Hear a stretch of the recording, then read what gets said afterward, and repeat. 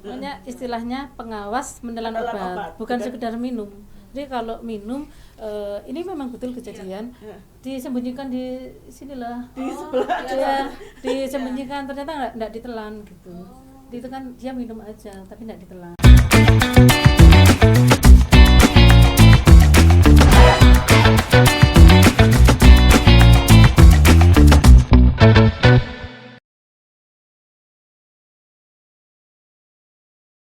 Tuberkulosis atau TB adalah penyakit yang disebabkan oleh infeksi bakteri Mycobacterium tuberculosis. Bakteri tersebut dapat masuk ke dalam paru-paru dan mengakibatkan pengidapnya mengalami sesak nafas disertai batuk kronis. Organisasi Kesehatan Dunia dalam Global Tuberculosis Report 2022 menyatakan bahwa tuberkulosis masih menjadi salah satu ancaman kesehatan dunia. Indonesia menempati peringkat kedua sebagai negara dengan beban TBC tertinggi di dunia setelah India. Diperkirakan terdapat 562.049 penduduk Indonesia menderita TBC tahun 2019. Dengan jumlah 92.700 orang meninggal akibat TBC, atau sekitar 11 orang meninggal akibat TBC per jamnya, serta menjadi salah satu negara dengan kesenjangan terbesar antara estimasi kasus dan pengobatan TBC atau sensitif, resisten, dan TB HIV setelah India dan Nigeria. TBC wajib dihindari karena TBC merupakan penyakit menular. Penularannya sangat mudah, bisa melalui udara dan berpotensi menyebar di lingkungan.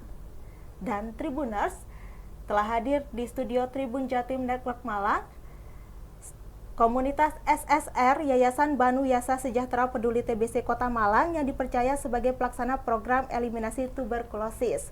Bersama narasumber Ibu DRA Ruli Narulita, Magister Administrasi Publik, sebagai Kepala SSR Yayasan Banu Yasa Sejahtera Peduli TBC Kota Malang. Selamat pagi, Ibu. Pagi. Ya. Dan juga narasumber kedua bernama Ibu Yayu Widiana, Sarjana Ekonomi sebagai staf program SSR Yayasan Banu Yasa Sejahtera Peduli TBC Kota Malang. Selamat pagi, Bu Yayu. Selamat pagi, Mbak. Ya, mungkin bisa disapa dulu Ibu Tribuners yang ada di rumah. Selamat pagi Tribuners yang ada di Indonesia. Bersama kami SSR Yabisa Kota Malang, kita akan berbincang terkait dengan TBC yang ada di Indonesia. Terima kasih. Baik, terima kasih Ibu Ruli dan Ibu Yayu ya Bu ya atas meluangkan waktunya untuk hadir di studio Tribun Jatim Network Malang ini untuk berbagi informasi mengenai gejala-gejala TBC dan juga program-program komunitas ini itu apa ya Bu ya. Ya. Dan Bu, ini ya Bu ya, kita mulai dengan pertanyaan pertama ya Bu ya. Nah, apa itu SSR Yayasan Banu Yasa Sejahtera Peduli TBC Kota Malang? Mungkin Tribuners yang ada di rumah itu belum mengetahui apa sih SSR Yayasan Yasa Sejahtera Peduli Kota Malang ini. Ya. Yayasan Banu Yasa Sejahtera ini didirikan pada tahun 2020 dan pada tahun 2021 kita dipercaya untuk menerima dana hibah dari Global Fund. Yayasan Banu Yasa Sejahtera ini tidak hanya ada di Kota Malang, tapi ada di 29 kota kabupaten yang ada di Jawa Timur. Dan salah satunya ada di Kota Malang, dan kita wilayah kerjanya juga sudah meliputi satu kota, yaitu ada di 5 kecamatan yang ada di Kota Malang. 5 kecamatan yang ada di Kabupaten Malang. Di Kota Malang. Di Kota Malang, ya. Ini sampai belibet ini. Di Kota Malang ya Bu ya, 5 kecamatan. Berarti ini fokusnya di Kota Malang. Kalau misalkan di Kabupaten Malang ada sendiri atau di Kota Batu ada sendiri? Ada sendiri di Kabupaten Malang. Iya. Oh, iya. Baik Ibu. Nah, ini saat ini jumlah anggotanya itu berapa Ibu? Anggota komunitas Yabhisa Kota Malang. Yabhisa Kota Malang. Iya. Jumlah anggotanya Ibu. Izin membantu menjawab ya.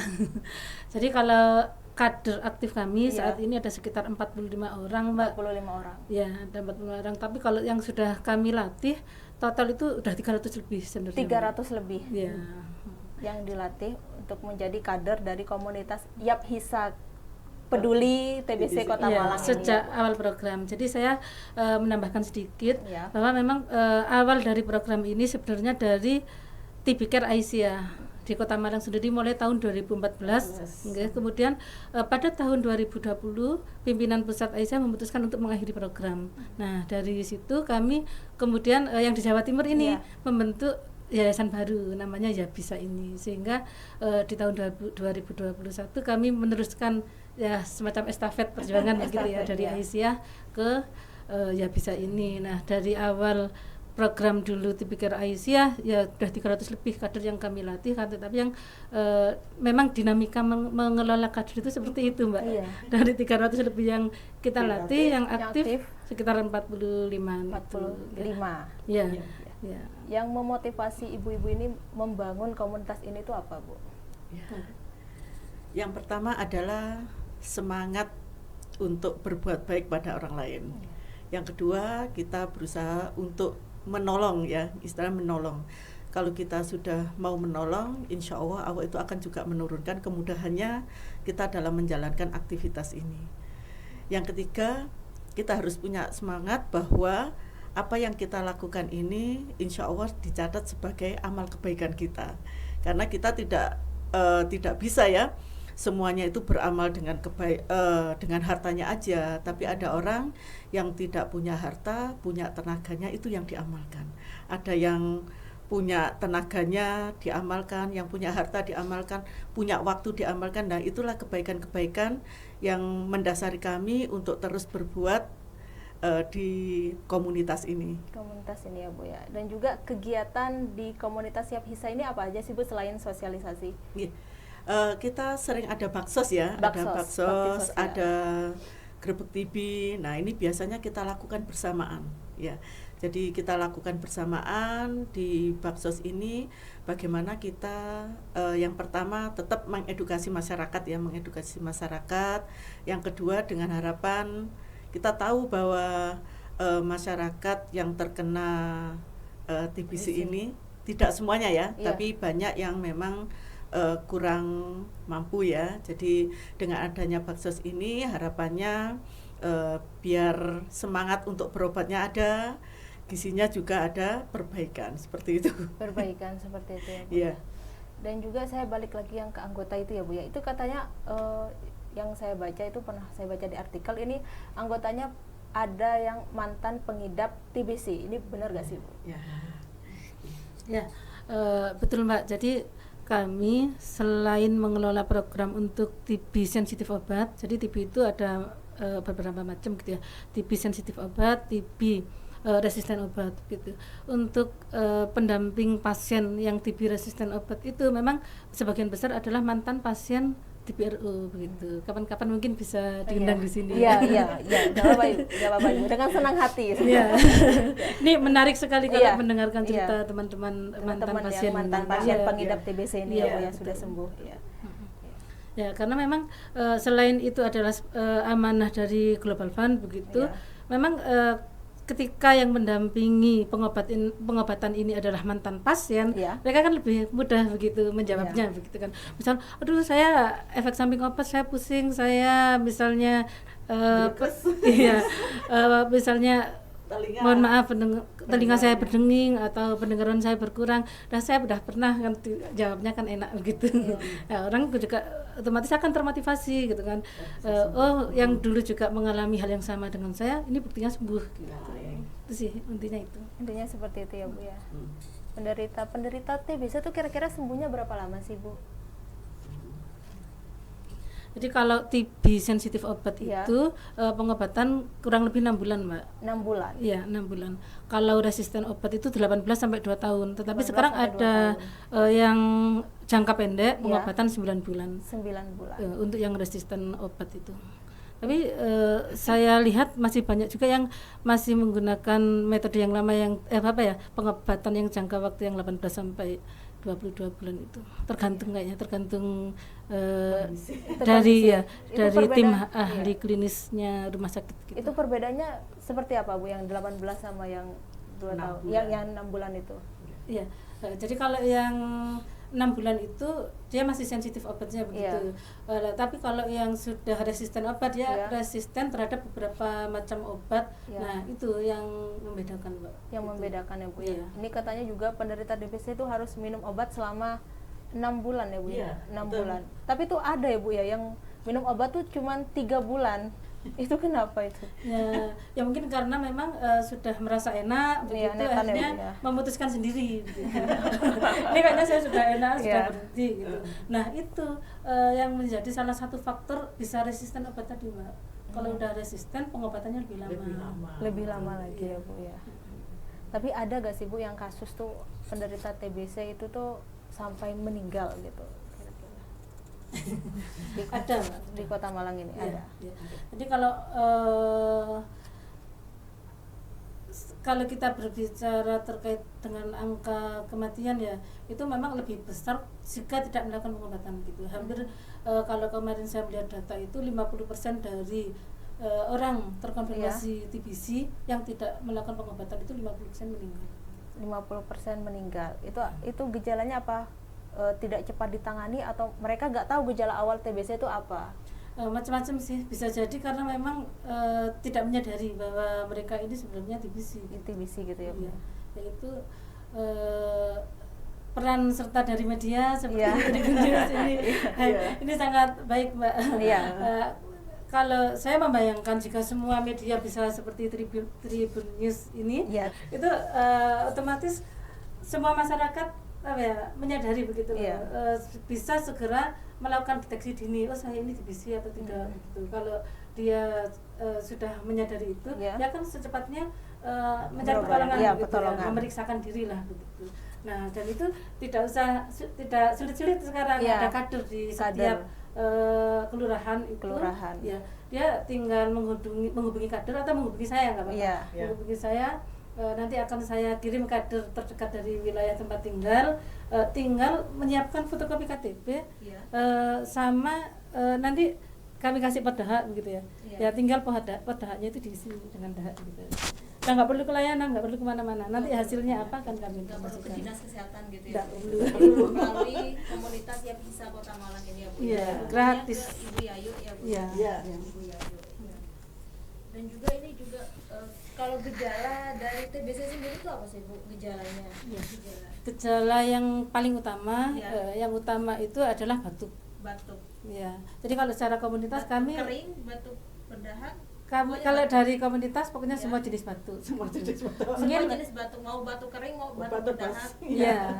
Kalau mungkin nanti ada dokter yang mengatakan bahwa batuk minimal 2 minggu begitu. Batuk minimal 2 minggu. Iya, batuk padahal minimal 2 minggu. Tapi kalau yang kebijakan sekarang ini Iya. semua jenis batuk tanpa melihat durasi. Melihat durasi. Tanpa melihat durasi. Terus ada gejala lain Kemudian kan? ya betul. Jadi ada gejala lain seperti sesak nafas, kemudian berat badan Menurun. ya karena nafsu makan turun, kemudian berat badannya juga ikut turun, begitu demam, riang, ya gitu. Seperti itu ya. Ya betul. Tapi kalau misalkan seorang perokok ya Bu ya, biasanya kalau seorang perokok itu kan batuk-batuk ya Bu ya. Nah kadang tuh batuknya batuk kering, batuk berdahak gitu ya Bu ya. Kalau Iya. seorang perokok itu bisa termasuk jenis TBC gak sih Bu? Ya, jadi selain ada tadi gejala utama, Ya. kemudian ada gejala lain, itu juga ada namanya faktor risiko, Mbak. Faktor risiko. Jadi ya orang-orang yang memiliki faktor risiko ini antara lain ibu hamil, perokok. lansia, perokok, orang Meli- dengan diabetes mellitus. mellitus, kemudian yang terakhir itu adalah orang yang pernah melakukan pengobatan tetapi tidak tuntas. Yang Tidak tuntas. seperti Mbak ceritakan tadi, minum 3 bulan, tidak diselesaikan seperti itu. Berarti itu masih bisa terkena TBC ya Bu, yang nggak tuntas Malah minum obat. beresiko jadi Beresiko. resistan. Resistan Iya. itu. Iya. Berarti obatnya harus habis ya Bu ya. Ya, Iya. harus diminum. Istilahnya itu tepat dosis, tepat cara dan tepat waktu. Seperti itu ya. Ya, tepat dosis, tepat cara dan tepat waktu. 3T. 3T ya Bu. Nah ini kan kalau misalkan ya Bu ya, ada tetangga gitu, misalkan oh ini nih gejala TBC nih, misalkan batuknya tuh batuk kering sama batuk berdahak, terus malamnya tuh dia sering meriang kayak gitu tuh Bu ya. Berarti nanti menghubunginya ke Ya Bisa Kota Malang ya Bu ya. Iya, betul, Tapi Mbak. ada gak sih Bu kira-kira kasusnya itu misalkan anggota keluarganya atau tetangganya tuh punya gejala TBC gitu, tapi mereka enggan untuk melaporkannya gitu Bu, atau untuk memeriksa kesehatan mereka gitu, karena menurut mereka tuh TBC itu merupakan aib yang harus ditutupi. Itu ada gak sih Bu kasusnya? Banyak, Mbak. Banyak. Banyak. Dan itu PR kita bersama. Iya. Iya. eh, dan itu PR yang paling sulit gitu Mbak. Jadi kader-kader kami ini sebenarnya sudah masif begitu, turun ke lapangan melakukan investigasi kontak, melakukan penyuluhan begitu. Tapi memang ketika menemui orang yang sepertinya punya gejala TBC, tidak serta-merta mereka itu mau memeriksakan diri gitu Mbak. Dan ini PR yang paling susah kalau menurut saya. Ya betul. Dan biasanya ini kami mempelajari polanya begitu. Orang-orang yang awalnya menolak untuk diperiksakan begitu, nanti sekitar beberapa bulan lagi itu biasanya itu masuk ke rumah sakit dalam kondisi yang sudah parah begitu. Jadi alangkah baiknya melakukan deteksi dini begitu. Ketika memang ada gejala ya sudah, ketika kader membawakan padahal itu adalah langsung diisi aja daripada repot-repot kan kelayanan gitu. Iya, tapi kan TBC ini bukan aib ya Bu yang harus ditutupi ya. Kan Mbak, ya itu stigma yang harus kita hilangkan. Yang harus dihilangkan Ibu. Iya. Tapi misalkan orang tuh yang terkena TBC mungkin mempunyai pemikiran tuh takut dikucilkan oleh masyarakat sekitar kalau misalkan dia tuh mengaku aku loh kena TBC kayak gitu. Takutnya mungkin Kita mau Insya Allah ya sekarang itu kan edukasi kepada masyarakat itu sudah semakin banyak dilakukan, penyuluhan juga sudah dilakukan. Insya Allah masyarakat itu sudah mulai paham bahwa penyakit ini bisa disembuhkan gitu loh. Kalau kita tidak mau datang ke layanan, tidak mau berobat, dan tetangga hanya melihat aja tanpa ada dukungan mensupport bahwa untuk terus berobat, nah ini yang memang membahayakan. Tapi kalau support dari masyarakat misalnya itu ada, insya Allah kamu sehat, insya Allah kamu bisa sembuh. Nah itu mungkin semangat itu yang bisa membuat si penderita ini punya semangat bahwa oh iya ternyata aku bisa sembuh ketika saya melakukan pengobatan hingga tuntas. Nah ini ada kata-kata tuntasnya ini. Ya seperti itu. Jadi kalau kita merasa bahwa oh tapi tetangga itu insya Allah ya kalau kita sudah mengedukasi masyarakat itu tidak akan istilahnya oh iku loh sakit itu, saya kira sekarang sudah mulai berkurang ya, stigma itu sudah sudah paham ya, Bu, ya? paham. Jadi kalau yang sakit ya harus segera melakukan pengobatan. Gitu, Mbak. Dan juga dukungan dari keluarga dan orang-orang sekitar ya, Bu, Nah, support ya. itu yang paling penting, support penting. sistem paling penting itu. Sehingga ada nganu PMO jadi PMO. iya iya ada namanya pendamping menelan obat, pengawas menelan obat. Oh itu didampingi dalam Iya. meminum obat. Iya, TBC. iya. Karena kan ya yang seperti diceritakan Mbak tadi, Iya. kalau 3 bulan merasa enak tidak diteruskan. Tapi kalau ada pengawasnya, ada pendampingnya, insya Allah sudah minum obat apa belum. Kadang-kadang itu pernah diketahui sampai ada yang meninggal, ternyata obat itu berada di bawahnya tempat tidur. Dipikir habis ternyata belum. Iya. Berarti gara-gara minum obat tuh nggak tuntas ya Bu, nggak habis ya Bu ya. Iya. Makanya istilahnya pengawas menelan obat, bukan sekedar minum. Jadi kalau minum ini memang betul kejadian, disembunyikan di sinilah, Di sebelah. ya, disembunyikan ternyata nggak ditelan gitu. Itu kan dia minum aja tapi nggak ditelan. Maka istilahnya pengawas menelan obat. Dan paling ideal adalah keluarga terdekat. Keluarga terdekat, pengawas yang menjadi pengawas. Iya, paling ideal itu keluarga terdekat. Tapi jika memang tidak ada keluarga, misalnya kok serumah itu semua sibuk kerja, semua sibuk aktivitasnya masing-masing, bisa dari ya orang dari selain keluarga tetapi yang disegani gitu. Yang Bisa disegani. mungkin Pak RT-nya atau siapalah yang di lingkungannya itu. Bisa lewat WA, bisa lewat telepon. Tapi kalau memang benar-benar sudah tidak ada, bisa kadernya yang jadi. Kadernya. Iya. Jadi kemarin kami mengadakan seminar Mbak di RSIA itu, kami juga mengundang kader GRAS, Gerakan Aisyah Sehat. Dari seminar itu kami berharap nanti keterlibatan dari kader GRAS ini untuk bisa menjadi PMU itu. PMO itu. Iya.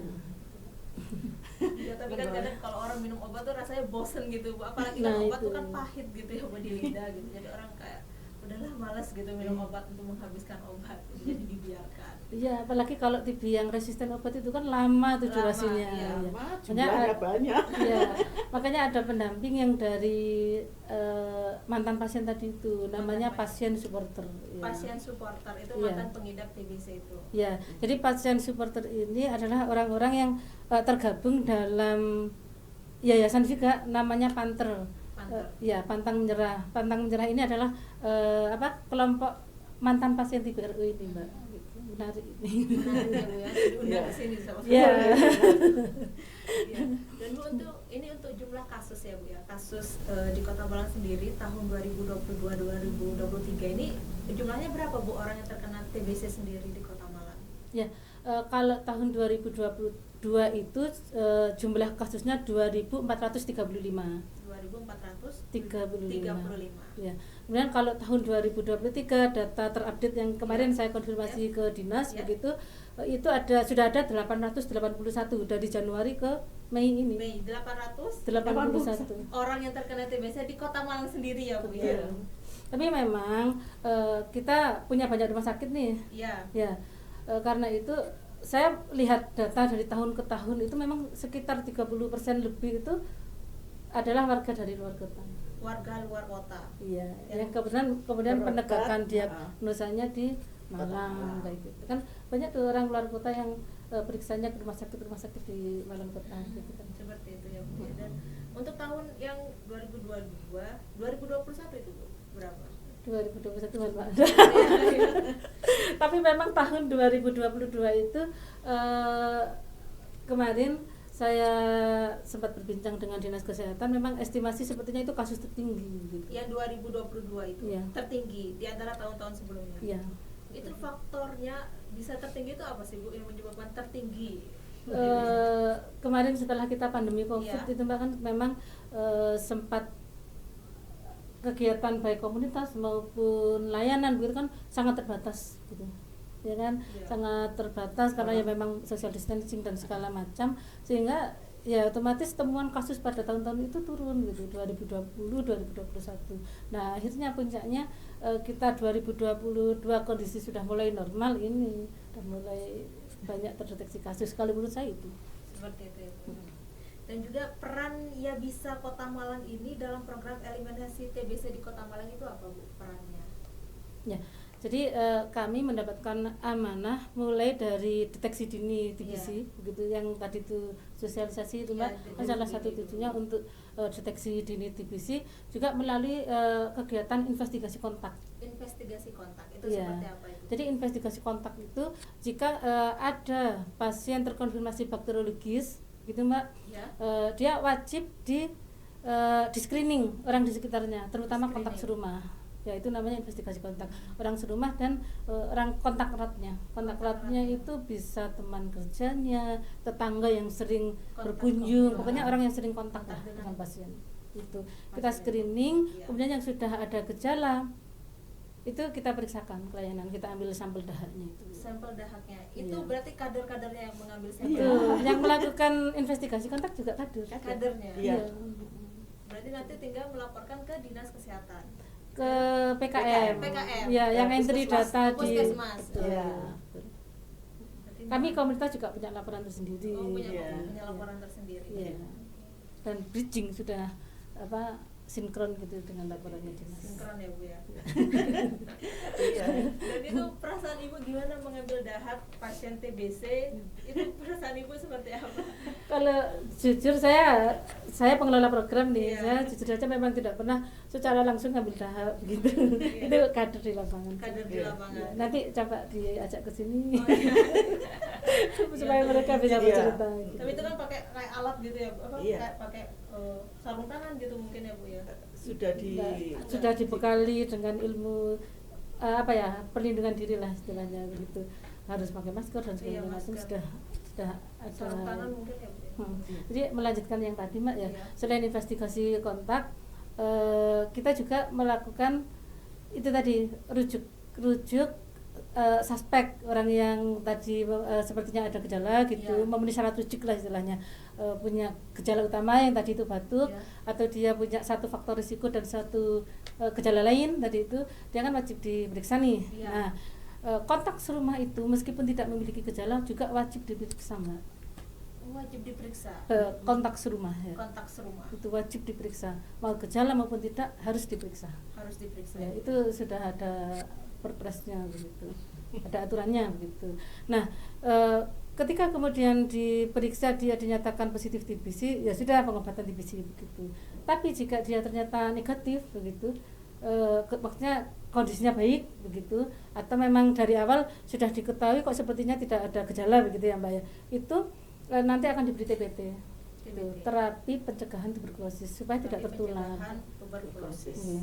Kalau kami secara program itu yang diamanahkan ke kami, kewajiban utama kami adalah untuk balita kontak serumah serta anak usia 5-14 tahun. 5-14 ya. tahun. Yang kontak serumah jika dia kondisinya sehat ya, harus kami edukasi untuk supaya mendapatkan TPT itu. TPT. Ya, TPT-nya dapat dari layanan dari BKM. Kami mengedukasi begitu. Mengedukasi. Iya. Ya, dan juga ini yang terkena TBC itu rata-rata usia berapa sih Bu? Usia produktif Mbak. Kalau saya melihat di laporan yang setiap bulan saya bikin itu usia produktif. Tapi TBC anak juga cukup tinggi ya. Iya. TBC anak juga ada. Iya. Kalau ini kayak erat kaitannya juga sama stunting itu ya. Iya. Ya kalau dia balita kemudian dia 2 bulan kok berat badannya tidak naik begitu, itu sudah harus dicurigai juga gitu, harus diperiksakan. Ini kata TBC lebih berbahaya daripada COVID ya Bu, benar nggak sih? Kok saya selaku pengelola program merasanya begitu. Ini mohon maaf tanpa membandingkan dua penyakit begitu ya. Kalau COVID itu mohon maaf sekali lagi, misalnya dia terpapar COVID kemudian dia positif kan paling tidak 2 minggu selesai begitu ya, entah sembuh atau mohon maaf tidak sembuh begitu. Tapi kalau TBC ini kan pengobatannya yang lama tadi, sehingga dampak sosialnya juga luar biasa. Luar biasa, banyak banget ya. Ya, gitu. Nah, kembali lagi ke tadi ya, kembali terkait dengan peran komunitas. Jadi mulai dari yang tadi sosialisasi, kemudian deteksi dini dengan screening TBC tadi itu kan, investigasi kontak dan screening itu tadi. Nanti jika ditemukan pasien yang positif begitu, yang negatif tadi itu yang kontak serumah kita anjurkan untuk TPT, yang ternyata yang kita periksa kemudian yang periksa ada yang positif, itu akan kita dampingi Mbak sampai sembuh. Jadi mulai awal sampai akhir gitu ya. Mulai awal sampai akhir didampingi sampai sembuh benar-benar sembuh. Sembuh total. Nah kalau misalkan orang yang terkena TBC itu merasa udah sembuhan tuh gimana Bu ciri-cirinya? Aku udah enakan nih. Dengan pemeriksaan lagi ya, jadi paling nggak ada 3 kali pemeriksaan. 3 kali pemeriksaan. Tapi kalau misalkan orang itu sudah sembuh, tapi bisa nggak suatu hari nanti kena lagi TBC? Bisa, mungkin sekali itu. Mungkin sekali ya. Banyak. Ya jadi itulah kita harus menerapkan PHBS itu, pola hidup bersih dan sehat. Nah Bu, bagi Ibu sendiri untuk menghindari TBC itu bagaimana sih Bu? Menghindari penyakit ini gitu. Menghindari. Ya, yang utama ya PHBS tadi Mbak. Kita ini berada di negara sebagai endemi TBC gitu. Di mana hampir semua orang yang di sini sebetulnya itu sudah terpapar gitu Mbak, terpapar TBC. Hanya saja ketika kondisi imun kita bagus, ya kan? Itu kuman TBC-nya di dalam tubuh itu tidur. Nah, hal apa yang paling baik kita untuk menghindari TBC ya? Kita sebaik mungkin menjaga imun tubuh kita. Punya jangan melakukan hal-hal yang sifatnya itu bisa membangunkan kuman di dalam tubuh gitu. Ya salah satunya merokok tadi itu. Harus dihentikan ya Bu ya. Sebaiknya sih. Sebaiknya harus dihentikan. Dan Bu, kalau untuk orang-orang nih ya Bu yang tertarik untuk bergabung komunitas ini, yang bisa Kota Malang ini bagaimana Bu? Ya, tinggal kontak saya Mbak di 081 3-nya 5 kali 1485. Ya, menghubungi Ibu Yayu ya. Iya. Alhamdulillah dalam setiap baksos kita dibantu oleh Taska. Taska itu adalah Tabungan Amal Soleh Keluarga Aisyah yang senantiasa membantu kami dalam setiap aktivitas sosialnya. Juga Lazis Muhammadiyah. Lazis Muhammadiyah ini alhamdulillah setiap saat ketika kita memerlukan bantuan untuk bakso senantiasa dibantu. Juga ada beberapa komunitas juga yang selalu memberikan donatur kepada kami sehingga kita bisa melanjutkan kegiatan-kegiatan sosial ini untuk masyarakat. Ada Sangu Akhirat, ada komunitas-komunitas lain juga yang secara rutin memberikan bantuan kepada Yayasan Banu Yasa Sejahtera ini. Terkait dengan stigma tadi Mbak, karena masyarakat banyak yang masih menganggap ini sebagai penyakit aib begitu. Pernah suatu ketika dulu tahun 2018 itu memang ada kejadian gitu, salah satu pasien dampingan kami itu sampai disewakan bedak Mbak di pasar. Bedak. Ditinggal di bedak pasar. itu sama keluarganya. Jadi setiap hari dikirimi makanan gitu setiap pagi, kemudian dikasih botol-botol gitu di sampingnya untuk dia membersihkan diri atau minum seperti itu. Kemudian waktu itu pasien TBC RU tulang begitu, jadi memang tidak bisa jalan Mbak. Tidak bisa berjalan. Taruh di bedak. Gitu. Ditaruh di bedak sampai seperti itu. Dan itu luar biasa, kalau TBC RU itu kan 6 bulan pertama dia harus disuntik nih, intensif, kecuali hari Minggu. Jadi makanya dulu itu ada bercandaannya dari layanan itu bokong holiday. Jadi itu maksudnya enggak disuntiknya itu loh, biasanya bokong holiday-nya itu hari Minggu itu.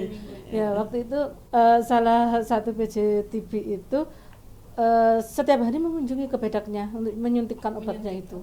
Iya. Tuh sampai dia itu diceraikan sama istrinya begitu. Diceraikan istrinya karena nggak bisa berbuat apa-apa ya Bu ya. Iya, karena sakit cari itu. nafkah juga nggak bisa ya. Betul. Dan itu kita dampingi, alhamdulillah sembuh. Sekarang sudah sembuh. Sudah sembuh. Beraktivitas kembali. Iya.